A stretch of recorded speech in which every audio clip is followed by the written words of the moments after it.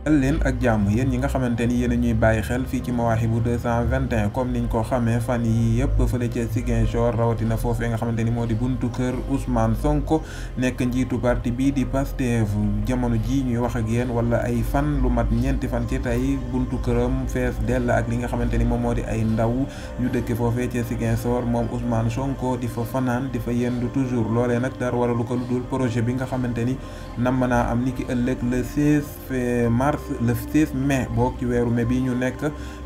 di tombeek ëllëg ci talaata bi war a dox ci projet bu war a dox digganteem ak ki nga xamante ni moo di Adji Sarr fële ca chambre criminelle bu Dakar ginnaaw bi nga xamante ni moom soxna si di Adji Sarr atum 2021 dafa tuumaaloon kii nga xamante ni moo di Ousmane Sonko wàllum yëqataan maanaam sàkku ak it li nga xamante ni moo di menace de mort niki noonu nag ñu seetlu moom kii nga xamante ni moo di Ousmane Sonko depuis 2021 ba léegi muy amlante ak yoon ci lu soxal mbir moomee ak sax yeneen dossier ñu seetlu bu baax fële ci cité kër góor gi moom Ousmane Sonko saa boo xamante ni war naa jóg ngir wuyu ji li nga xamante ni moo di yoon bu desee ñaari fan wala benn fan li nga xamante ni mooy alkaati yi takk der yi ñoom ñooy baare kër Ousmane Sonko kenn du mën a dugg kenn du mën a génn ngir rek bañ koo xamante ni dina amlante ak moom Ousmane Sonko ba sax comme niñ ko doon gisee njabootam sax buñ waree dem moo xam doomam yi nga xamante ni dañuy dem école jàngi yooyu yëpp dañ leen ko doon xañ mu mel ni nag ni ki tey jii ñoom ñooñee lan xañ nag ñu yegg fi nga xamante ni moo di kër Ousmane Sonko comme niñ ko gisee ci image yi fan yi yëpp seen yi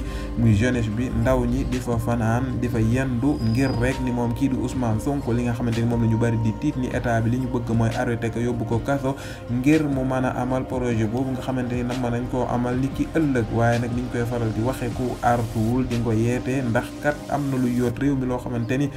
bu jëmee kaw du baax ci kenn kon ñuy ñaan ñi nga xamante ni am nañ kàddu ñu teel a artu balaa atte di xew comme niñ ko gisee ba tey dem ba ñu bari ci ñi nga xamante ni ay leader politique lan